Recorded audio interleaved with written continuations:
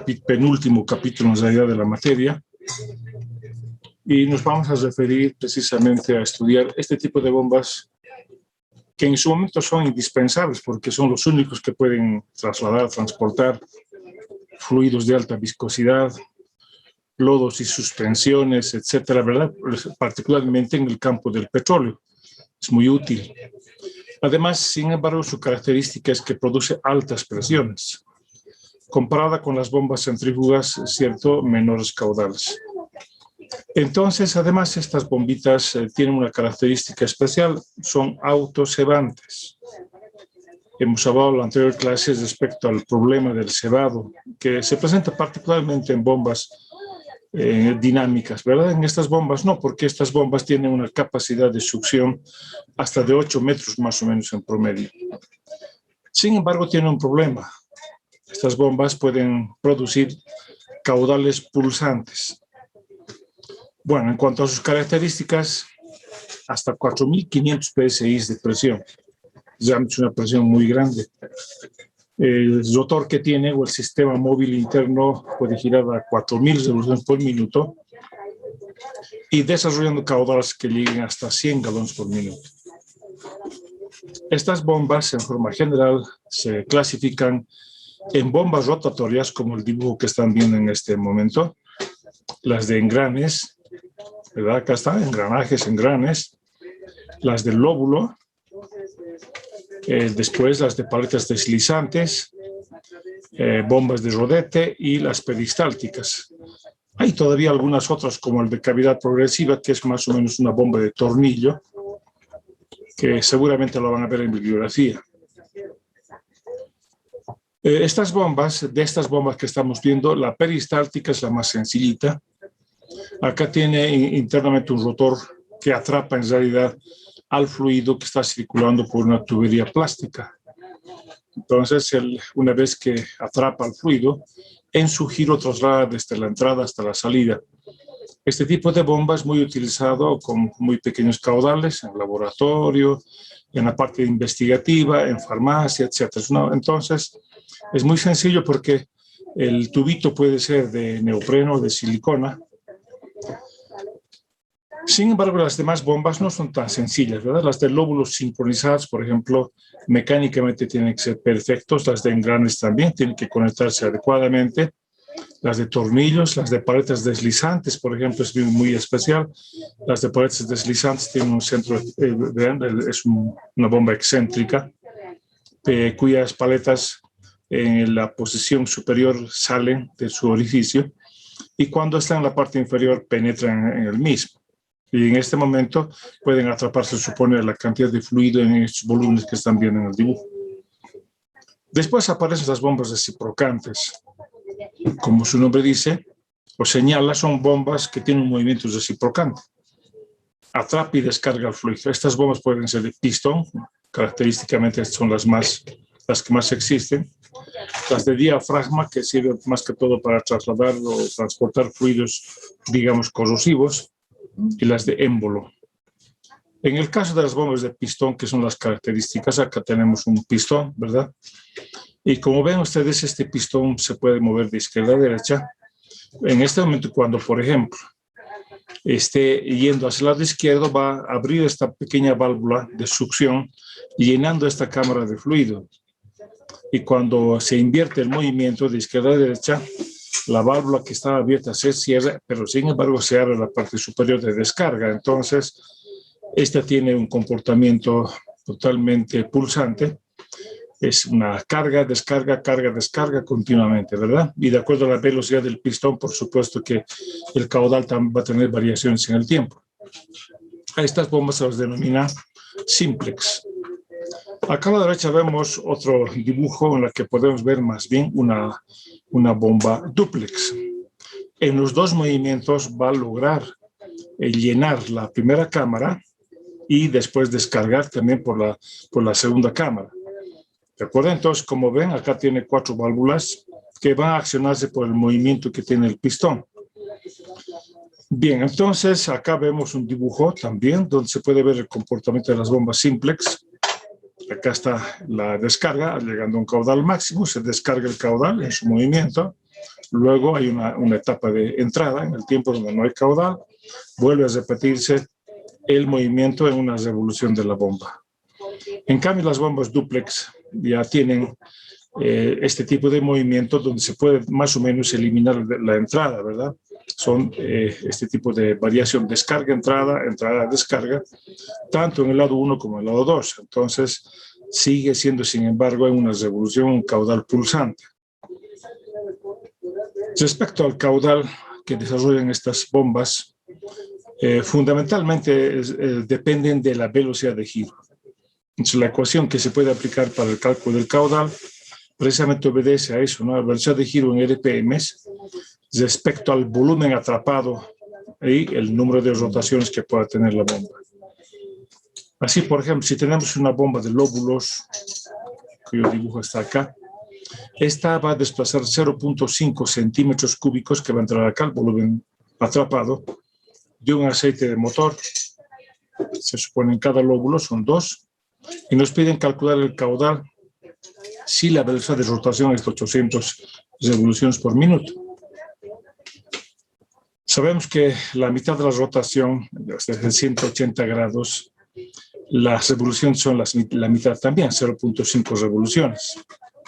Por lo tanto, en la cámara el volumen total del aceite va a ser 2 veces el volumen del lóbulo. Entonces, aquí tenemos un volumen y el otro lóbulo, el segundo volumen.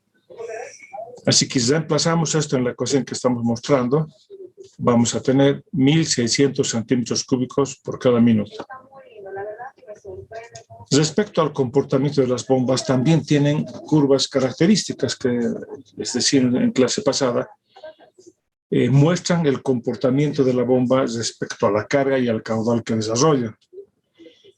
Y vamos a ver una característica importante de estas bombas, porque el caudal que producen aproximadamente se mantiene constante en un rango amplio de carga, siendo afectado de manera muy pequeña por la viscosidad. Ahora, el caudal, por supuesto, solo puede variar, se supone, con la velocidad de giro de la bomba. Acá tenemos ese dibujo que explica esto. Carga caudal, ¿verdad? Vean ustedes que el caudal casi constante, un rango bastante grande del H, ¿verdad? Sin embargo, estas bombas tienen un punto máximo debido a la altísima presión que desarrollan en la zona de salida particularmente.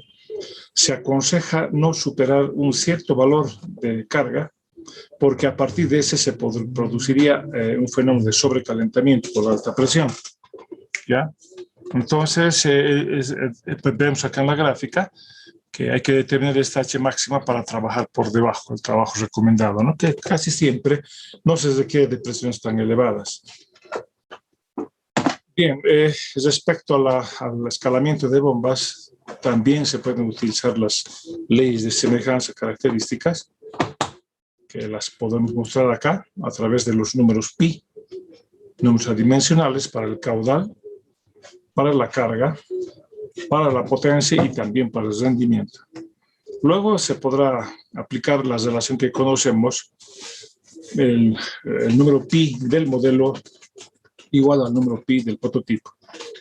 Entonces hay que aplicar simplemente estas relaciones que se nos muestran en las leyes de semejanza para hacer el prototipo, el escalamiento correspondiente del prototipo al modelo o viceversa. Bien, llegamos entonces ya a una parte importante que corresponde a las turbinas. Decíamos que la característica de las bombas es que estas dan energía al fluido.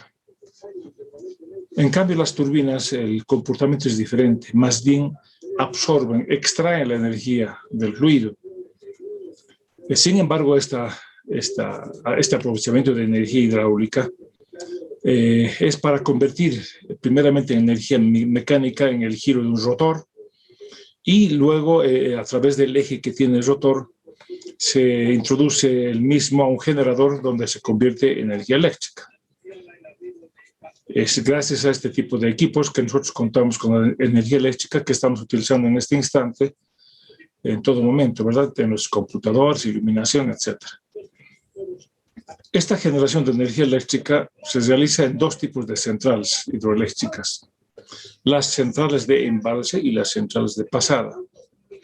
Cuando hablamos de centrales de embalse, hablamos de las famosas represas, ¿verdad?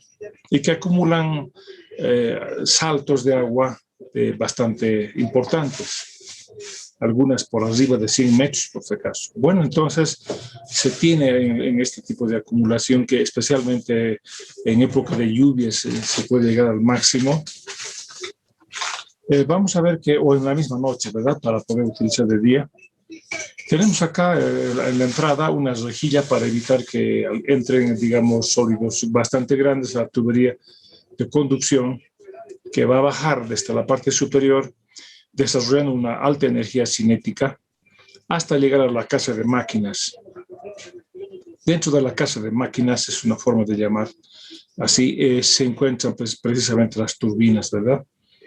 Después, una vez que haya llegado el agua y haya logrado la sesión de esa energía convertida en energía mecánica, después va a pasar seguramente al sistema de generador eléctrico y de esa forma la energía eléctrica se reparte a través del SIN, en Bolivia, Servicio Interconectado Nacional. En cambio, las centrales de pasada aprovechan a través de una derivación, de un dique de derivación, parte del agua que se corre por un río. Entonces, este conducto inicial llega a un departamento, a una casa desarenadora para eliminar los sólidos pesados y se conducen a través de una tubería de conducción a la casa de máquinas. Acá es donde se hace la conversión de energías y después de ello el agua retorna a su caudal, a su cauce. Entonces, verán ustedes en este sistema de central de pasada, no es necesario tener alturas o saltos grandes, ¿verdad? Suficientes con que se pueda derivar y aprovechar la energía cinética del agua a través de este sistema. Bueno, entonces acá en las casas de máquinas se encuentran las turbinas. Y de forma general las turbinas se clasifican en turbinas de acción o impulso y turbinas de reacción. Respecto a las primeras, las turbinas de acción o impulso, el representante es la turbina Pelton.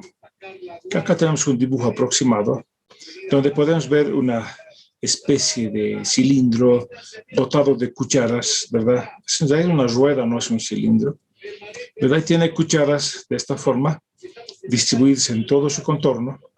Entonces, el agua que baja del sistema de embalse va a llegar a través de una tobera mediante un chorro hasta las cucharas. Y esto va a hacer que va a producir el torque necesario, logrando el giro de la rueda Pelton, que se transmite, se supone, al eje. Este eje ya después crea la energía mecánica de la parte de energía hidráulica, se convertirá después en energía eléctrica. Entonces, famosa este tipo de turbina. Ojalá podamos, o los que pueden ya, inclusive parece que hay gente que está visitando el IDEPROC en Cota Cota. Si se pasan por la puerta del Instituto de Hidráulica, de Ingeniería Civil, prácticamente en su puerta van a ver una turbina Pelton, que está ahí de adorno, ¿verdad? Van a ver que las cucharas son bifurcadas, tienen su razón de ser mecánicamente, y se la puede ver ahí, esta rueda Pelton. Hay de grandes dimensiones, se supone. Bueno, entonces ya hemos explicado esto.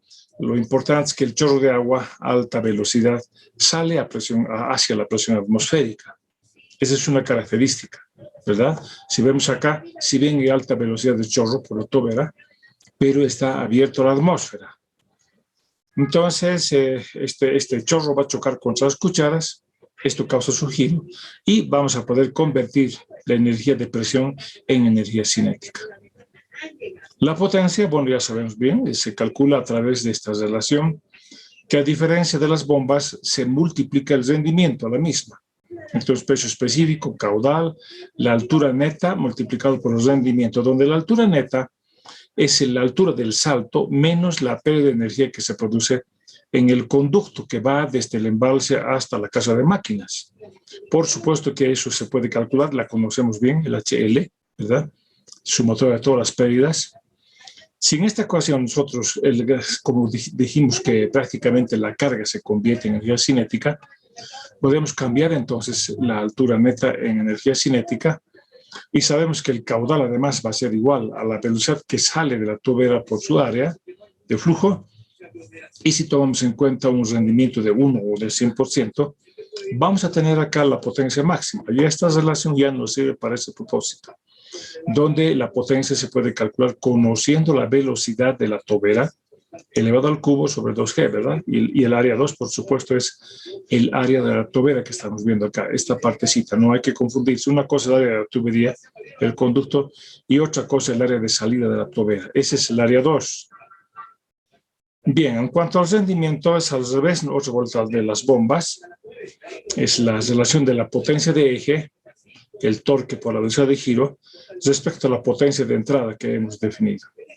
Entonces acá tenemos, por ejemplo, hay una partecita que hay que corregirla, ¿verdad? Esto ya va a ser, se supone, la altura neta. Bueno, en cuanto al torque, ya se puede calcular a través de la multiplicación de la densidad por el caudal, por la velocidad de la tobera y el radio que va a tener, en este caso, la rueda, ¿verdad? Que no estamos pensando y sus partes correspondientes. Vamos a hacer un ejemplo para poder ver aquello. Entonces, para recordarme un tanto, ustedes han pedido de que en el informe que habían entregado ayer debían conocer el torque o la potencia de placa. Se les ha pasado a través del Classroom, correspondiente al laboratorio de bombas, una tabla bajada del internet que precisamente corresponde a la bomba que está instalada en Cotacota. Quizás sea de forma extemporánea, pero por lo menos para que ustedes puedan ver que evidentemente tenemos ese tipo de bombas con amplísima información. Además, esa tabla muestra curvas características muy parecidas seguramente a la que tenemos nosotros, porque la bomba que está instalada acá en La Paz, siempre va a tener diferencias, ¿no?, con respecto a la bomba al nivel del mar. Bueno, respecto al segundo tipo de turbinas, las de reacción, se llaman así porque reaccionan a la presión del agua en la que están sumergidos. Por lo tanto, la presión es mayor a la atmosférica. Estas turbinas están completamente inundadas, trabajan de forma inundada, a diferencia de la rueda Pelton, que prácticamente trabaja a presión atmosférica, ¿verdad? Solo las cucharas están en contacto con el agua. En cambio, acá están sumergidas estas turbinas. Entonces, la fuerza de empuje sobre el rotor va a ser una reacción a la acción del agua. Así que tenemos, por ejemplo, la famosa turbina Francis, ¿verdad? Donde podemos ver acá, inicialmente el agua le va a llegar radialmente hasta los álabes, pero dentro de los álabes ya va a producirse un flujo axial, paralelo al eje. A diferencia de la rueda Pelton, el eje de esta turbina es vertical. En la Pelton es un eje horizontal. ¿Ya? Entonces vemos acá, por supuesto que este tipo de turbinas, las modernas, tienen álabes direccionables, se pueden variar el ángulo para poder dirigir de mejor manera y aprovechar también la energía del agua, también con alto rendimiento, ¿verdad? Entonces ya ven ustedes, entra por acá el agua, es una especie de caracol en realidad, y después sale por la parte inferior. La turbina Kaplan es una turbina típicamente de flujo axial y prácticamente es una hélice conectada a un eje, se supone. Entonces el agua va a penetrar y va a pasar por el sistema del rotor mismo, que es una hélice, de forma axial. Esto va a girar, se supone. Este es exactamente, por ejemplo, el tipo de hélice marina que nosotros con propulsor marino que conocemos en los botes. O sea, cuando ustedes van a Titicaca, han de viajar o pasear en un bote y han visto el motor que está ahí instalado. Entonces tiene ese tipo de hélice, ¿verdad? Bueno, entonces para que se den cuenta de cómo funciona. Y aparece después la turbina Banqui. Esa turbina Banqui, hay que hacer mención, saca cara por la universidad, por la UMSA, porque la carrera de Ingeniería Civil, a través de su instituto, ha logrado diseñar y hacer construir turbinas Banqui a medida. Es decir, me estoy refiriendo particularmente a la necesidad que puede tener una población, muchas de las poblaciones de acá de nuestros yungas, pueblitos pequeños, tienen energía eléctrica gracias a la instalación de turbinas Banqui. Entonces, como ven acá, la turbina Banqui es un tambor de discos paralelos que tiene las famosas álabes características, ¿verdad? Pero lo que pasa es que hay un flujo transversal. Esta es la dirección del flujo que va a pasar. penetra entre los álabes y sale por otro extremo, ¿verdad? Haciendo girar el equipo. Bueno, entonces, acá tenemos un detalle orientador. Turbina Pelton requiere de saltos mayores a 200 metros normalmente y caudales que van de 10 a 20 metros cúbicos sobre segundo. Rendimientos que pueden ser mayor a 80%. Normalmente las turbinas Pelton vamos a encontrar con un rendimiento de un 85% como promedio. Las Francis también requieren de un alto salto, ¿verdad? El caudal hasta 500 es mucho más que la Pelton, pero también los rendimientos son mayores. La turbina Kaplan no necesita de mucho salto, menor a 20 metros, caudales elevadísimos, hasta 1000 metros cúbicos sobre segundo, rendimientos mayores al 85%. Y aquí entra esta banca y por eso se utilizan las microcentrales eléctricas, saltos hasta 20 metros y caudales hasta 5 metros sobre segundo. Bien, entonces de acuerdo a la potencia de las centrales, una central es grande cuando desarrolla una potencia mayor a 10 megawatts, pequeña si es menor a 10 megawatts y micro menor a 100 kilowatts de potencia. Bueno, las turbinas también, las que estamos viendo y conociendo actualmente, son las de viento, ¿verdad? O sea, dentro de la clasificación de energías alternativas también hay que tomar en cuenta la energía eólica. Es decir, esas turbinas son accionadas precisamente por el viento. Esa energía cinética del viento se va a transformar después, obviamente, en energía mecánica y luego en energía eléctrica, ¿verdad? Entonces existen dos tipos de turbinas. Turbinas de eje horizontal, que son las de mayor utilización, y turbinas de eje vertical. Bueno, hasta esta parte, hacer un comentario cuando ustedes estén llevando la materia de PERICU 600, tal vez algún de ustedes ya está en esa materia. Estudiamos con bastante énfasis el campo de las energías alternativas. Ahí vemos no solo la eólica, la hidráulica, sino también vamos a ver energía solar, energía geotérmica, inclusive vemos energía nuclear, lo básico de la energía nuclear, ¿no? Eso es para que tengan idea de que sí van a llevar con mayor, digamos, intensidad esta parte que estamos viendo. Bueno, acá vemos las de eje horizontal clásicas. Estas torres son de tienen una altura bastante grande. Vean, tiene simplemente 3 paletas, ¿verdad? Que es la forma que han podido encontrar de mayor rendimiento de este tipo de turbinas. Acá arriba vemos esta parte, está representada en este dibujo. Es una góndola donde se puede ver acá las paletas. Tiene una caja de engranajes, un multiplicador en realidad, que va a multiplicar por muchas veces la velocidad de giro que está obteniendo, pero también tiene un sistema de freno para protección, ¿de acuerdo? Y eso, por supuesto, está conectado a un generador. Bien, entonces acá hay que tomar en cuenta que el área capturada va a corresponder a las paletas en su giro, y así funcionan los turbogeneradores, ¿verdad? Aéreos. Estas son de eje horizontal, como ven. En cambio, las de eje vertical, podemos mencionar al Darius y al Savonius. Ambos tienen su eje vertical.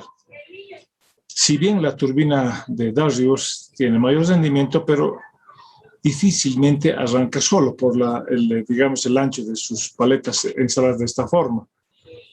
Entonces, para que gire rápidamente, lo que se hace es armar en un solo eje las dos, porque las Savonius, suficiente con que le dé una pequeña cantidad de aire, esto inmediatamente empieza a girar.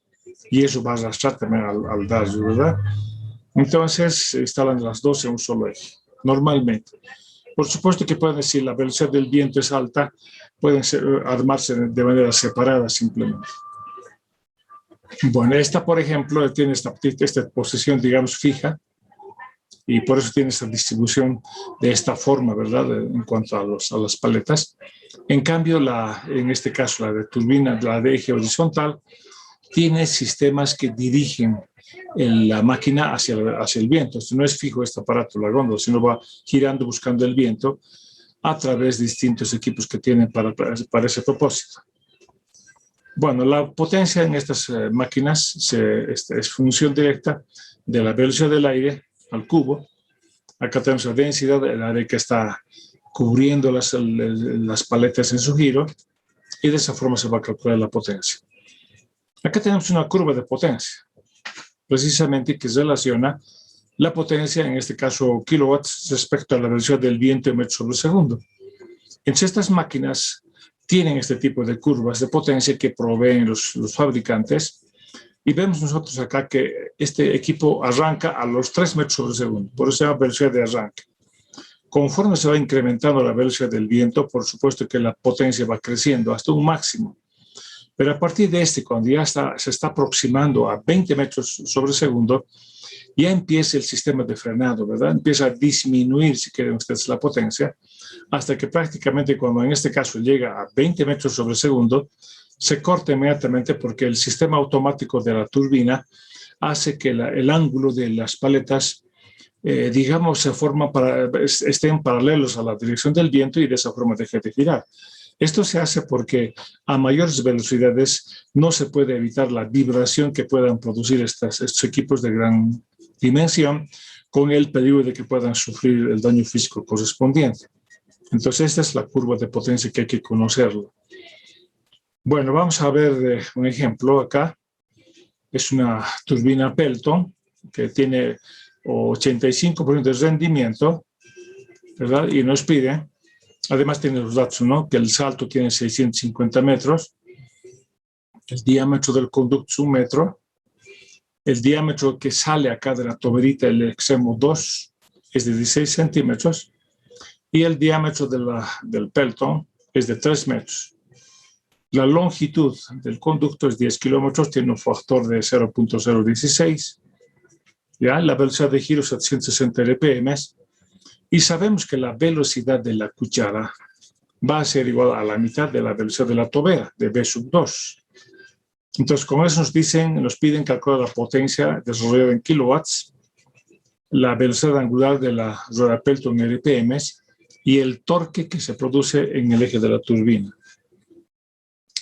Vamos adelante. Esta es la ecuación de la potencia, ¿verdad?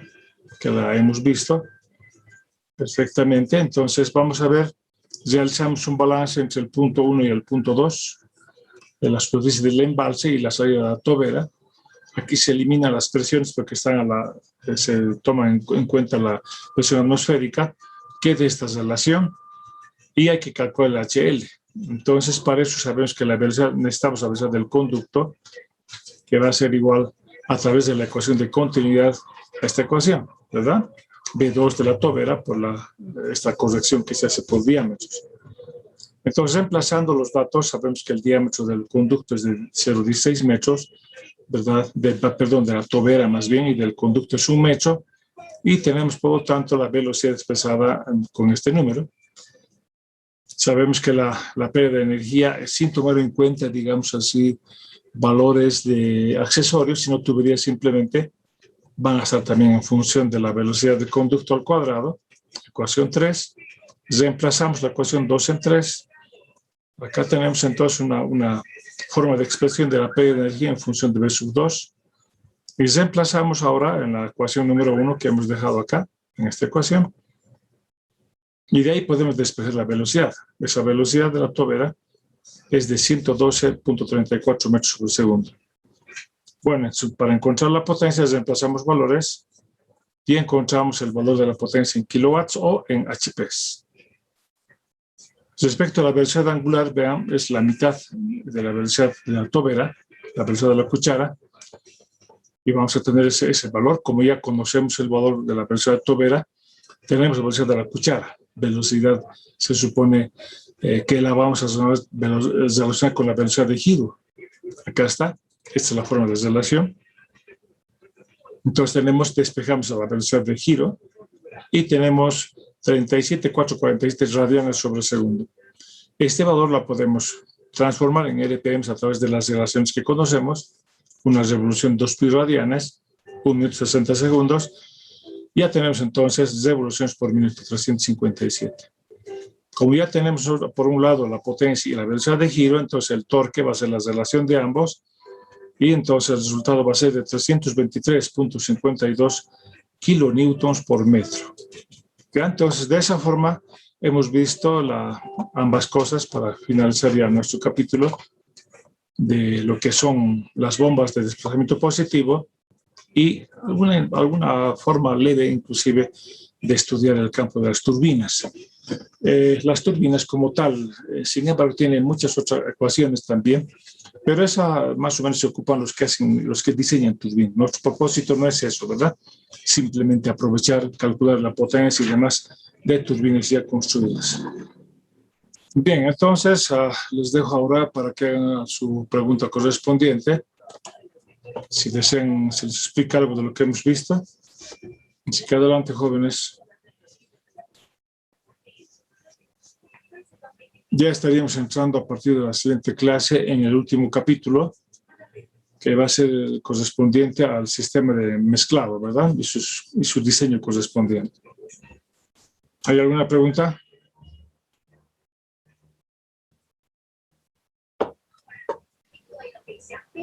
Inge, buenos días. ¿Cómo estás? Una consulta. A ver. Para las turbinas que son eólicas, ¿cómo se hace el sistema de almacenaje de la energía? Mira, en eso, como te decía, Michelle, tú ya te interesaba, es muy bonito esa parte, por si acaso. Hay una energía que puedes incluso estudiar tu maestría en cuanto a energías alternativas, ¿verdad? La vas a estudiar digamos, de manera introductoria en nuestra materia de Perico 600. Entonces, estos sistemas tienen sistemas de acumulación de energía. Normalmente por tipo, digamos así, baterías especiales, ¿verdad? El caso, por ejemplo, de los paneles solares, de día particularmente, tú sabes que podemos captar la energía del sol, pero todo ese sistema de energía que está logrando con el sol se acumula en baterías. Entonces se diseña, por si acaso, la capacidad de las baterías en función de su profundidad de descarga. ¿Esto? Y no solo son baterías, tienen sistemas de protección para evitar la inversión del movimiento del flujo electrónico y además para poder regular la energía misma, ¿verdad? Ahí hay inclusive sistemas que logran multiplicar el voltaje, el amperaje, para después ya introducir al sistema interconectado nacional. En el caso de las turbinas que estás mencionando, no siempre tenemos la disposición del viento, pero de todas maneras tenemos que estudiar inicialmente la distribución de vientos en Bolivia. Entonces hay técnicas, ¿verdad?, bajo las cuales se han determinado las zonas de gran interés que tenemos a nivel eólico. Y Santa Cruz es uno de los lugares, por si acaso, beneficiados. También el Valle Cochabambino. Precisamente, las primeras turbinas que se han instalado están en ese lugar, creo que se llama Collana el lugar, ¿ya? Y ahí estaban instaladas 2 a 3 turbinas de grandes dimensiones, si no me equivoco, con diámetros de paleta hasta de 60 metros, con las cuales se produce energía eléctrica. Pero en el lugar, además, ahora ya han construido otras más, ¿verdad? Y tengo entendido también que están ya construidas en algunos otros lugares de Bolivia. Entonces, cada uno de estos sistemas, te repito, tiene sistemas de almacenaje de energía, particularmente a través del uso de baterías especiales. Ya, está bien, Inge. Sí. ¿Puedo hacer otras consultas más? Adelante. Ya. Entonces, este va para las turbinas en agua. Lo que estaba viendo en lo que ha hecho su gráfico es en el embalse, ¿no ven? Lo mismo pasa para su almacenamiento, que hay baterías para llevarlo a la red eléctrica, No. ¿o cómo funcionaría? Lo que sucede es que ese tipo de sistemas que estás mencionando se utilizan y el agua retorna, en este caso al río, ¿verdad? Entonces, algunas, sin embargo, tienen un segundo embalse. De manera que, por ejemplo, la turbina toma una acción diferente y actúa como bomba. Es decir, de noche, por ejemplo, para volver a juntar el agua, si quieres, la cantidad de agua que sale llega al segundo embalse y retorna, por si acaso, en forma inversa al embalse principal. Entonces, en este caso, directamente este tipo de sistemas, la energía eléctrica que tienen está conectado al sistema de distribución nacional, Songo, por ejemplo, ¿verdad? Pero sin embargo, a veces en época de sequía no pueden juntar bastante agua, entonces en ese caso más bien sacan energía del Servicio Interior Nacional, del SIN. ¿Listo? No hay forma de acumular energía, son demasiadas, es grande esta cantidad de energía. ¿Ya? En este caso lo mismo, fíjate, el agua después de circular por la casa de máquinas vuelve pues, al río, digamos así, porque estos se arman, ya sabes vos, en los ríos. Había un proyecto muy grande, ustedes deben saber, el famoso Chepete, ¿verdad? Que tenía que ser instalado acá en los Yungas. Lamentablemente este tipo de sistemas de embalse tiene un efecto ambiental bastante fuerte, ¿verdad? Y tal es así que las inundaciones que en el Beni aparentemente están causadas por embalses de grandes hidroeléctricas de los brasileños. Bueno, es mucho más que discutir, sin embargo ya se nos acabó el tiempo, así que te voy a invitar a que pases esa materia, ahí vamos a estudiar mejor, Michelle, ¿eh? Una consulta, Inge. Yo soy petroquímica y no paso esa materia. ¿Será que yo puedo unirme al siguiente Sí, semestre sí, si... claro que sí, libremente puedes pasar conmigo, no hay problema. ¿Ya? Está bien. Bueno, aquí la paramos, así que hasta luego. Hasta luego, Inge. Adiós.